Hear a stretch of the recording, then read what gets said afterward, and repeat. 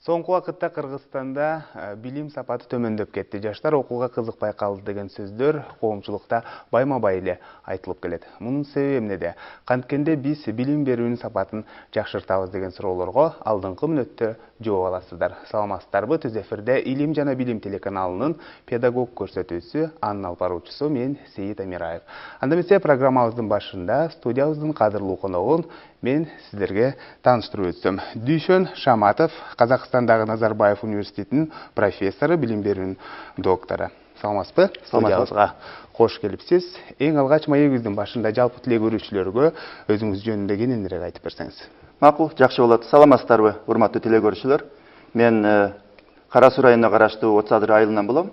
Өзүм айылдагы мектеп, Крупский атындагы айылдагы мектепти бүтүргөндөн кийин Ош шаарындагы ошол убактагы педагогикалык институтунда окуп калгам. Чет тилдер факультетинде. Аны аяктагандан кийин чет өлкөгө окуп, магистратурада окуп, анан ушул буйруп калган экен 2000-жылдан баштап 2005-жылга чейин Канаданын Торонто шаарындагы Торонто университетин аяктап, ошол жакта доктор PhD деген наамды коргоп, кайрадан Кыргызстанга келип, ушу Борбордук Азияда иштеп калдым. Жакшы, бүгүнкү күндө кайсыл жерде иштейсиз ошондо?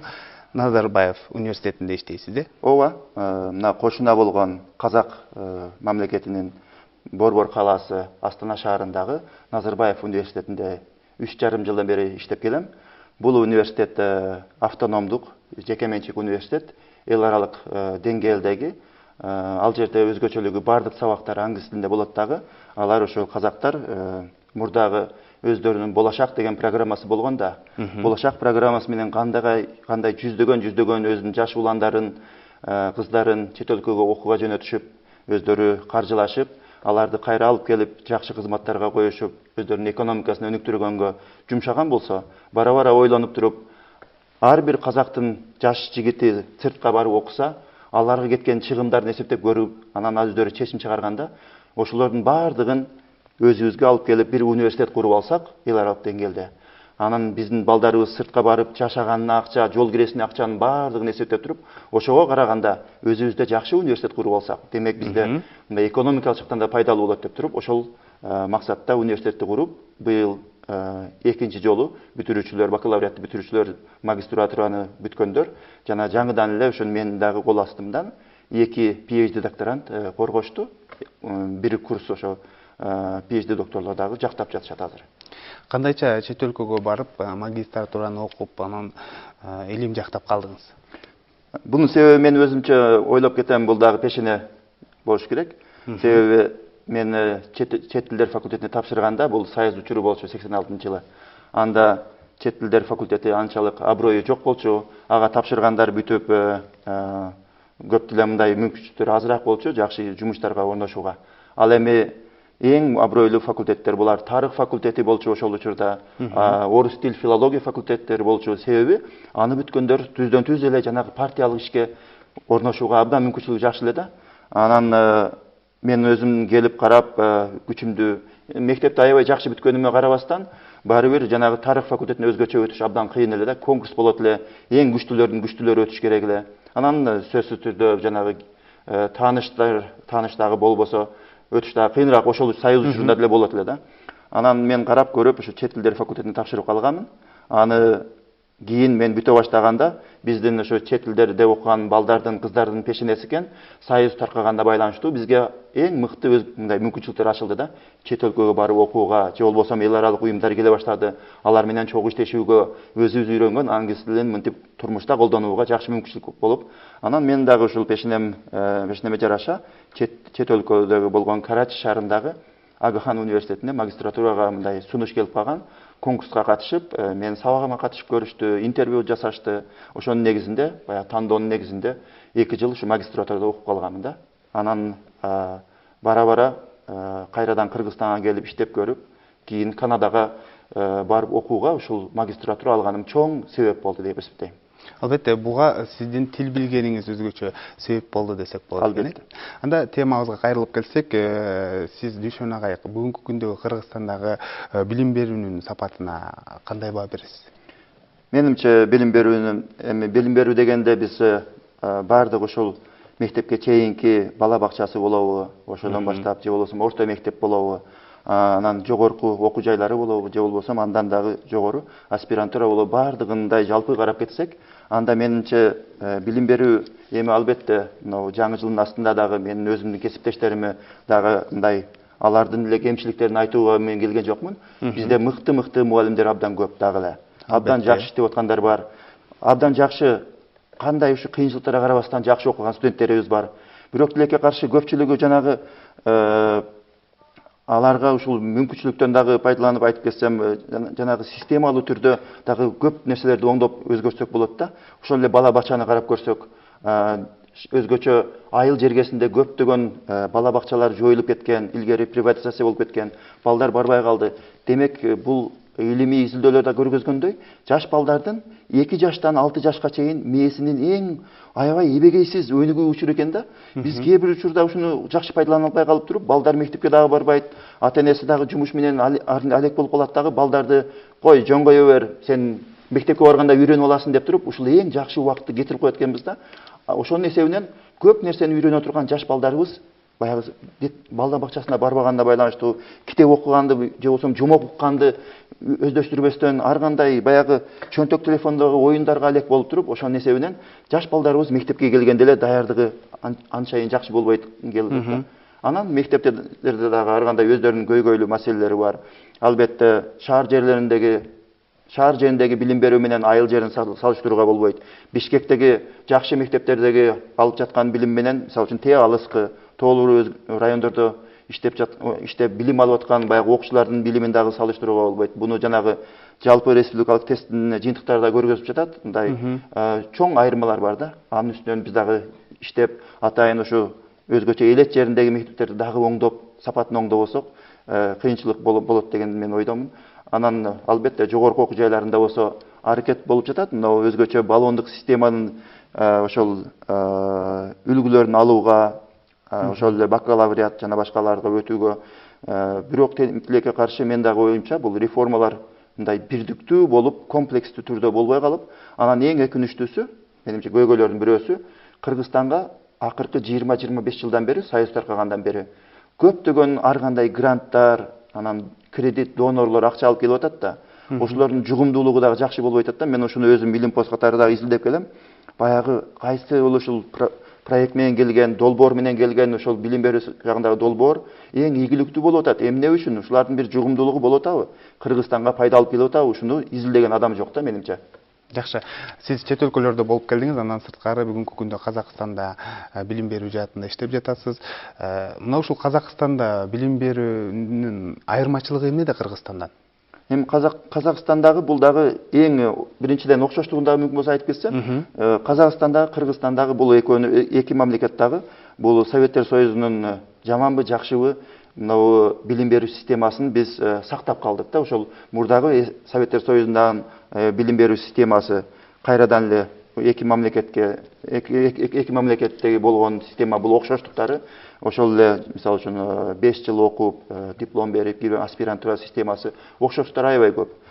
Менимче ушул өзгөрүүлөрдүн, айырмачылыктардын ушул акыркы 10 жылда, 15 жылдын ичинде казактар бир аз жанагы алардын ушул нефтке жана газ, нефти өздөрүнүн экономикасын абдан өнүктүргөнгө аракет кылганына байланыштуу билим берүүгө дагы чоң каржылап атышат да, инвестиция кылып атышат. Ошонун эсебинен аларда мындай өздөрүнүн билим берүүсүн европалык стандарттарга мүмкүн болушунча жакындаштырышып, аны үчүн мыкты адистерди чакырып атышат. Кембридж деген университет менен байланыш түзүп атышат. Башка университеттерден өздөрүнүн профессорлорду алып келип, чогуу иштешип, канаттагандай деп. Практикада алар келет дагы ошо чогуу иштешет, сабактарын көргөзүшөт, жанагы силабус дегенди түзгөнгө жардам беришет, окуу программаларын иштеп, ошо тажрыйба алмашканда менимче ошонун пайдасы көп болуп атат Казакстандачы. Албетте, биз канткенде Кыргызстанда билим берүү сапатын мына ушул өнүккөн өлкөлөрдөй кылып жакшы жакка өзгөртө алабыз. Менимче бул маселе өтө олуттуу маселе. Буну мындай комплекстүү караш керек да.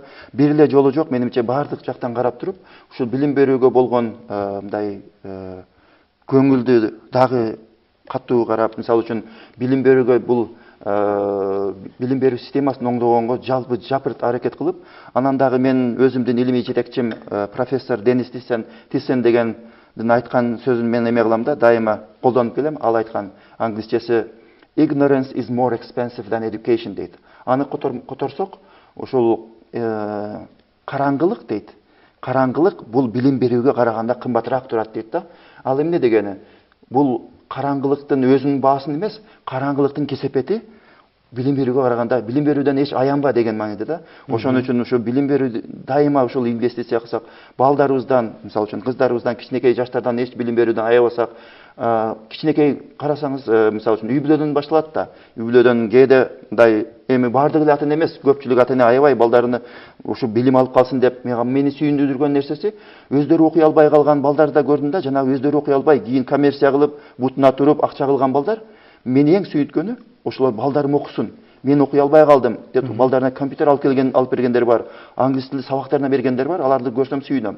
Бирок ошол эле учурда жанагы өкүнүчтүү жерлери да бар да, кээ бир ата энелер мисалы үчүн 200 сом, 500 сом болсо аянып, балдарына бир көркөм жана адабий китепти алып берүүдөн аянса, ошол эле акча мисалы үчүн той топурда оңой эле кетип калат да. Мен айтат элем, ушул мүмкүн болсо билим берүүдөн аянбасак, себеби анын пайдасы келечекте өтө чоң болот да. Ошол баланын эле билимине пайдасы келип, ошо балдар кайра эле ата энесин багат кийинчерээк. Албетте. Бүгүнкү күндө Кыргызстандагы жогорку окуу жайларда жогоруда эле айтып өттүңүз, бардык телекөрүүчүлөргө деле маалым, бакалавр системасында окутат да. Мына ушул бакалавр системасы боюнча дагы коомчулукта ар кандай ойлор айтылып келет да. Мурдагы эле Союз убагындагы окутуу системасы жакшы эле, анда жогорку билимдүү деген наамдалат элек. Азыр эми бакалавр болуп калды, жумушка орношууда дагы өзүнүн терскей таасирин тийгизет эле деп. Сиз ошол чет өлкөгө барып, эки жакта окуп келген инсан катары буга эмне дейсиз? Же болбосо бүгүнкү күндө чындыгында эле бакалавр бул замандын талабыбы? Ооба, бул суроону дагы көп биз талкууларга катышып калабыз. Бакалаврды кээде ушу талашып дагы калышат. Мен өзүмчө ойлоп туруп бул суроого мен мындай жооп берсем, эми өнүккөн дүйнөнүн мамлекеттеринде бардыгында ошо 4 жылдык бакалавр системасы бар. Андан кийин магистратура бар, андан кийин дээрлик көпчүлүк мамлекеттерде доктор PhD, доктор философия дегенге өтүшкөндө, андан артык башка окушпайт. Ошол менен аяктайт. Ал эми Кыргызстандын арасат болуп калганы, мен ушу бир аз өкүнкөнү, Кыргызстан биз арасат жолдо болуп калдык да. Бакалавриат 4 жыл бакалавр болот дагы, андан кийин магистратурада окушат. 2 жыл, 2 жыл окушат.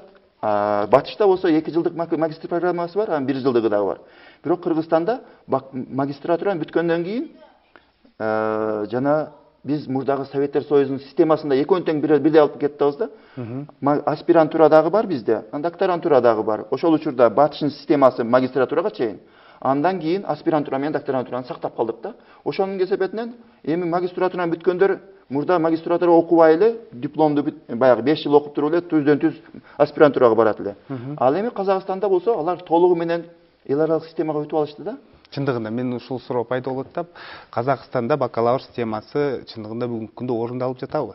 Ооба, ал жакта орундалып иштеп жатат, кадимкидей эле. Албетте кемчиликтери деле бар аларда деле. Бирок негизинен алар түз жолго коюп алышты. Бакалавриат бар, бакалавриаттан кийин магистратура, магистратурадан кийин PhD. Андан башка эч нерсе жок. Ал эми Кыргызстан менен Россия бул системага өтпөгөнүнө байланыштуу мен ойлойм, бул Монголиядагы өттү, Өзбекстандагы, Казакстандагы өттү да ошол системага. Булардын өздөрүнүн жаштарына жакшы болот да, алар чет өлкөгө жумушка орношууга дагы жакшы болот, себеби өздөрүнүн системасын эл аралык системага интеграция кылып алышып атат да, азыртадан баштап. Бизди көрүп жаткан жалпы телекөрүүчүлөрдө дагы ушул суроо пайда болсо керек. Сиз эмне үчүн Кыргызстанга келип, ошол илимий изилдөөнүн усулдарын жайылтпайсыз, билим берүүгө өзүңүздүн салымыңызды кошпойсуз деген? Ооба, андай эмне үчүн ушул чет жакта өзүңүздүн эмгегиңизди жумшап жүрөсүз деп дагы сөзсүз түрдө суроо жаралбай койбойт да? Албетте, андай суроолор кээде угуп калам, өзүмдүн тааныштарымдан деле. Анан мен өзүмдүн жообум ушундай болот. Эми мен 3,5 жыл болду Казакстанга барып иштеп жатканыма. Ага чейин Бишкекте Борбордук Азия университетинде ага илмий кызматкер болуп, изилдөөлөрдү жүргүзүп, өзүмдүн билимимди бир топ университеттерге барып бөлүшүп эле жүргөмүн. Анан дагы бир нерсени да кошумча айтышым керек. Мен эми Казакстанга барып, Казакстандын системасында иштеп жатканым, ал жака салым кошуп жатканым, эми бул эмне болсо да казактар биздин боордошубуз. Анан эң жакшы нерсеси, мен ал жака барганым өзүмчө ойлойм да, бул өшө көпүрө болуп жатам ал жакачы. Барып менин контрагым эртеби кечпи аяктаганда, Казакстандан кайра Кыргызстанга келгенде, ал жакта менин бир топ коллегаларым, студенттерим болот дагы, балким алардын кээ бирлери дагы Кыргызстанга келип туруп жардам берер. Анан дагы бир нерсеси, мен ал жакта иштеп жатканым өзүмчө тажрыйба топтоп жатам да. Тажрыйба топтоп туруп, ошол жакта үйрөнгөн нерселер албетте кайрадан Кыргызстанга пайда алып келет деп туруп, мен ушу өзүмчө мындай жооп берет элем. Бирок жакынкы күндөрдө алыс эмес, келе турган күндөр дагы алыс эмес. Алыс эмес, ал деле мен мисалы үчүн 3 жыл болду, анан жакында эле контрактты да узартышты, бирок эми ыктыяр менде болот. Эгер мындай үй бүлө менен чечишип, Бишкекке келебизби, Ошко келебизби, кайра келе турган болсок, баарыбыз мындай чогуу чечим чыгарабыз дагы Кыргызстанга келип туруп, албетте ушу билим берүү тармагында иштеп, салым кошобуз деген үмүт бар. Бирок ошону эле учурда айтып кетишим керек. Азыр мен өзү эс алып, мындай кышкы эс алууга келип жүргөм да. Жайындасы деле ошо эс алууга келем дагы, бирок мүмкүнчүлүктөн пайдаланып, башка бул жактагы коллегаларга айтып, мен ушул жерде жүрөм. Эгер маектешсек болот, студенттерди чогултсаңыздар, аларга семинар өтүп берейин, билген нерсемди айтып берейин деп туруп, эч аянбайм. Мисалы үчүн башка бирөөлөр ушул семинар өтүп бер деп туруп, казактар көп акча төлөп беришет. Университеттерге чакырышат.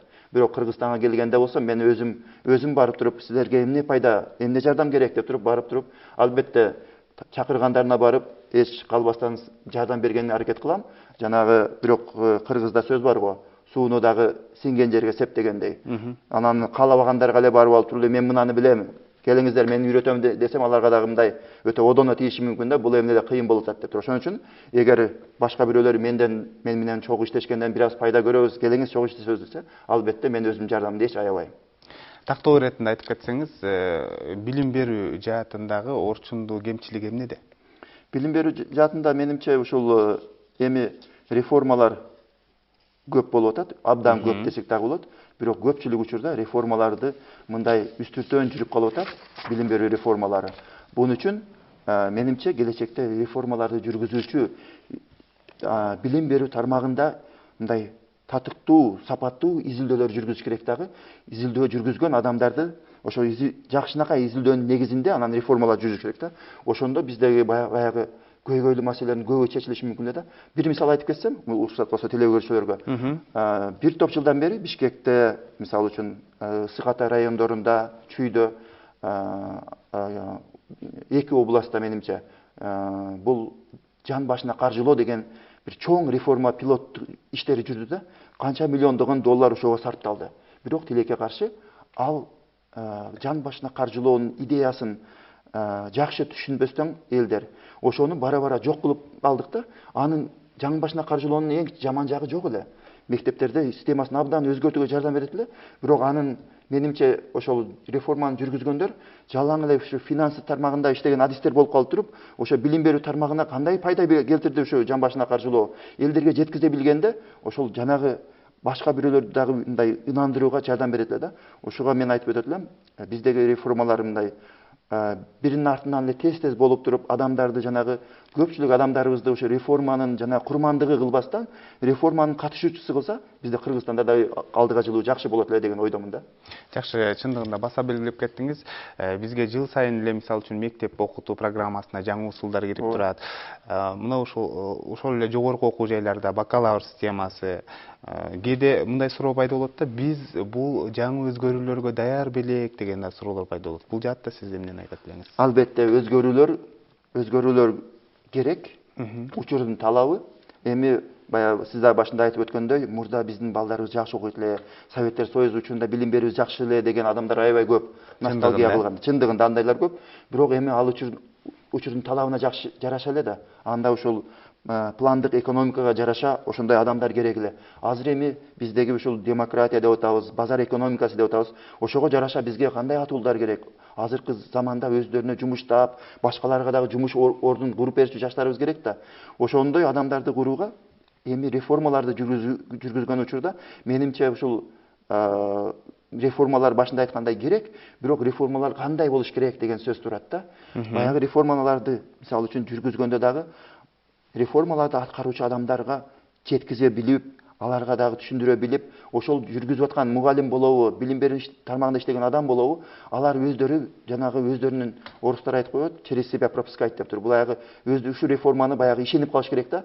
Кээде ушу тилекке каршы реформа келгенден жанагы аткарып жаткан адамдар бул эмне үчүн керек, бизге эмне пайдасы деп туруп толук ынабагандыктан анан кийин баягы бул Бишкектен келген экен реформа, же болбосо Россияда ушуну жасаштыр, биз дагы копия кылып атабыз деп туруп адамдар өздөрү ынанбай калганына байланыштуу реформа аягына ийгиликтүү чыкпай калып атат да. Мына ушул чет өлкөдө же болбосо Казакстанда ушундай жаңы өзгөрүүлөрдү кантип кабыл алат?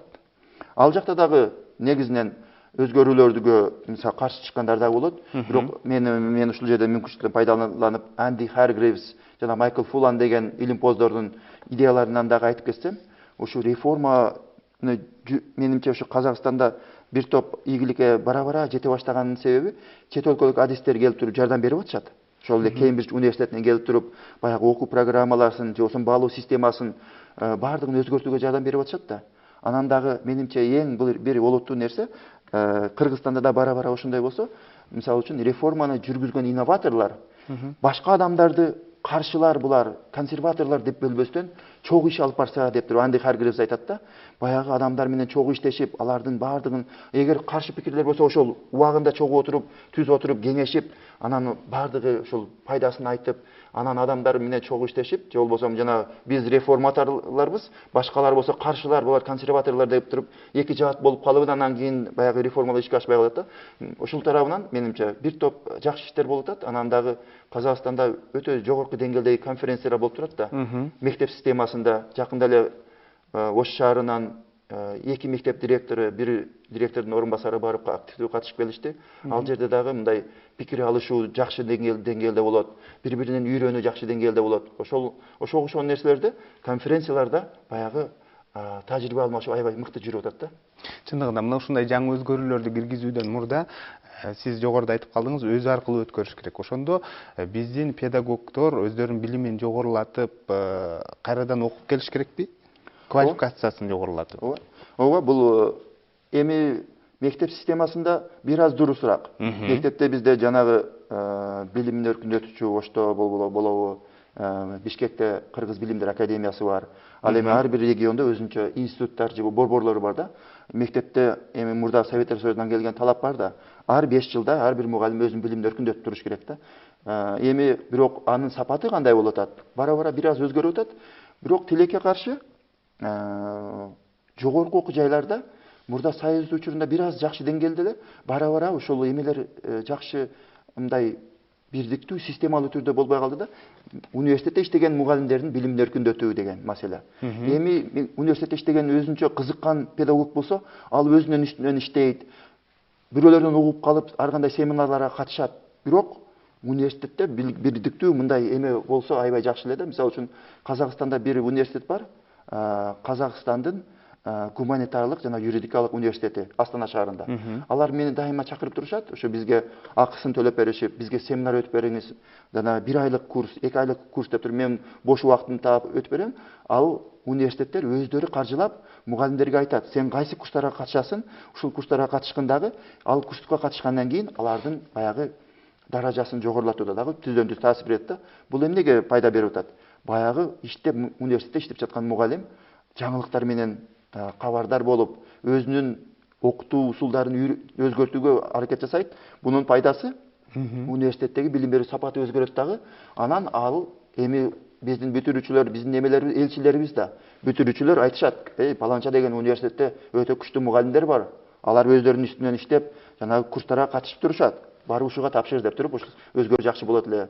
Менимче Кыргызстанда дагы буну дагы жакшырсак, мындай ушу жогорку окуу жайларындагы окутуучулардын билимин дагы өркүндөтүүгө системалуу түрдө киришсе абдан жакшы болот эле деген ойдомун. Анан дагы билим сапатынын төмөндөп кетишин көпчүлүгү серепчилер, коомдук ишмерлер техниканын өнүгүүсүнө, интернет жашообузга кирүүсүнө, жаштардын китеп окубай койгонуна шилтеп келишет да. Сиздин оюңуз кандай бул жакта? Эми бул өзү технологиянын өнүгүшү, ошо интернет системасынын баардыгынын турмушубузга киришин, буну жаман жагынан караса да болот, жакшы жагынан караса да болот. Бул эми учурдун талабы, жанагы айтып өткөндөй. Аны ошончолук даражада, мисалы үчүн Батышта ошол эле технологиянын өнүгүшүн эң мыкты өздөштүрүп, кайра өзүнүн пайдасына колдонуп атышат. Мисалы үчүн электрондук китепканалар бар. Толук кандай маалыматтарды мурдагыдай эскиче, жана албетте эски китепканалар бар. Ал жерге студенттер барып да киришет. Бирок ошол эле учурда эң алдыңкы, эң акыркы изилдөөлөрдү, макалаларды, китептерди эч жака барбай эле китепкананын ичинде же болбосо өзүнүн компьютеринен эле баардыгын издеп таап окуган бул студенттер үчүн абдан пайда болуп атат. Ал эми бул интернет маселелери дагы, интернетти дагы туура пайдаланып, жанагы интерактивный доска деген мен кейиткен нерсе, кээ бир жерлерди көрүп калабыз, интерактивный доска деп туруп аны сатып берип коюп окуу жайларда бар, бирок аны кандай колдонуш керек, анын пайдасы эмне деп туруп, аны үйрөтүүчү адамдарга жери жок. Үйрөнүп келиш керек. Үйрөнүш керек, же болбосо атайын аны берердин алдында дагы мына интерактивный доска, буну иштеткенде моунту иштетесиң, пайдасы мынандай деп туруп, анан ошого жараша адамдар иштетсе пайдалуу эле болот деген ойдомун. Сиз иштеген университетте, мисалы үчүн, студенттер көбүн эсе китепти колдонобу же болбосо интернетти көп пайдаланышабы? Экөө тең. Китептери дагы өзгөчө жакшынакай китептер бар да, атайын биз өзүбүздүн, мен мисалы үчүн илимий изилдөөнүн усулдары деген сабагымды берем. Ага керектүү 1-2 китепти тандап алып берип койгом. Аны өзүмө мындай мага жаккан ошо китептер дегенде, себеби пайдалуу, анан жакшы жазылган китептерди китепканачы аларды менин курсума деп туруп, алар эч кимге бербестен чекеге чыгарып коет. Менин студенттерим гана барып алып туруп, өздөрү барып окушат. Бирок аны менен чектелбестен мен дайыма тапшырма берем. Бул интернеттеги маалыматтарды сиздер могу жерден таап окусаңыздар болот. Кошумча дагы окугула. Анан билимди алганда, илимий изилдөөнү жөнүндө, усулдары жөнүндө жазган, мисалы үчүн жалгыз эле Креспел деп аягында жазып койбогула. Креспелден башка дагы жүздөгөн, миңдеген илимпоздор бар. Алар да жазгыла. Болбосо силердин оюңар ушу Креспел менен гана чектелип калат деп туруп, аларга тамаша иретинде дагы айтып, интернеттен дагы интернет булактарынан издеп таап окууга мен үгүт берем. Бирок ошол учурда Назарбаев университетинде жанагы плагиат, антиплагиат системасы өтө жогорку даражада да. Себеби биздин университеттен, биздин факультеттен, билим берүү, жогорку билим берүү мектебинен бир докторант жана 3 магистрантты окуудан айдалды. Себеби алар башка жактан жөн эле маалыматты көчүрүп, мына мен жазганым деп туруп тапшырма тапшырган үчүн аларды окуудан түздө айдалып чара колдонгон да. Жакшы. Маегибиздин соңунда соңку 2 сурооду берип кетсем, сиз кыскача жооп берсеңиз, жогорку окуу жайда бүгүнкү күндө контракттык негизде окугандар көп. Мына ошол билим сапатынын төмөндөп баратышына дагы контракттык негизде окуганды көпчүлүгү күнөөлөп келет да. Сиз эмне дейт элеңиз? Жок, мен буга макул эмесмин. Контракттык негизде кайрадан биринчи жолу контракт киргенде мен ошол чет тилдер факультетинде иштейт элем. Бир группа бюджеттик группа эле, бир группа контракттык группа эле. Мен ошол учурда контракттык группада окугандарга мен кейигендерим да бар эле. Сен беркилерге караганда сен көбүрөөк окушуң керек. Ата энеңдин акчасы кетип атат. Өзүңдүн билимиңе өзүң каржылап атасың. Демек, менимче мен буга каршымын бул ойго. Ошол эле чет өлкөдө көптөгөн акчаны төлөп өздөрүнүн билимдерин билим алып аткандар бар. Жакшы, бакалаврдын жакшы пайдасы бүгүнкү күндө студенттер чет өлкөгө барып 1 семестр окуп келип жатат, андан сырткары магистратураны ошол жактан улантып атат дегендей. Ошол эле учурда бардык эле каалаган студент бүгүнкү күндө чет өлкөгө барып окуусун уланта албайт да. Себеби дегенде анын акча каражаты жетпей калат да. Канткенде ушул чет өлкөгө кандайдыр бир жеңилдиктер түзүлүп берилсе, канткенде барып чет өлкөгө барып окуп келсе болот. Сиздер мисалы үчүн кандай шарттарды түзүп бересиздер студенттериңиздерге башка чет өлкөгө барыш үчүн? Биз Назарбаев университетинде магистратурада окугандарга мүмкүнчүлүк жок чет өлкөгө барууга. Бирок докторантурада окуган, PhD окуган студенттерибизге 1 семестр 2 партнер университетибиз бар да. Кеймбридж университетинин билим берүү факультетинде жана Пенсильвания штаттык университетинде дагы ал жерде Высшая школа образования же болбосо билим берүү жогорку мектеби менен биздин келишимибиз бар. Ал жактын профессорлору бизге келишет, биз чогуу иштешет. Анан биздин ушул PhD докторанттарыбыз өздөрүнүн баягы илимий изилдөө жүргүзүү учурунда, өзгөчө адабиятты издөө учурунда алар ошо 1 семестр Англия менен Америка Кошмо Штаттарына барып, өздөрү ошол жактагы биздин партнер профессорлор менен чогуу иштешип, алардан билим алышат. Бунун пайдасы абдан көп болуп атат. Жакшы. Ардактуу теле көрүүчүлөр, бүгүнкү көрсөтүүбүздө Дүйшөн Шаматов, Казакстандагы Назарбаев университетинин профессору, билим берүүнүн доктору келип, жакшы бир билим берүү жаатында өзүнүн оюн бөлүшүп, тажрыйбасын жалпы теле көрүүчүлөргө айтып берди. Сизге ыраазычылык билдиребиз. Албетте, сиз сыяктуу кыргызстандык биздин мекендештерибиз чет өлкөдө билим берүү жаатында эмгектенген көп десек болот. Сиздер менен сыймыктанабыз. Жакынкы күндөрү сөзсүз түрдө Кыргызстандан сиздерди күтүп калабыз. Албетте. Чоң рахмат. Сиздер Илим жана билим телеканалында педагог көрсөтүүсүнө ортоктош болдуңуздар. Аны мен Сейит Амираев алып бардым. Кайрадан эфир аркылуу амандашканча сак саламатта туруңуздар.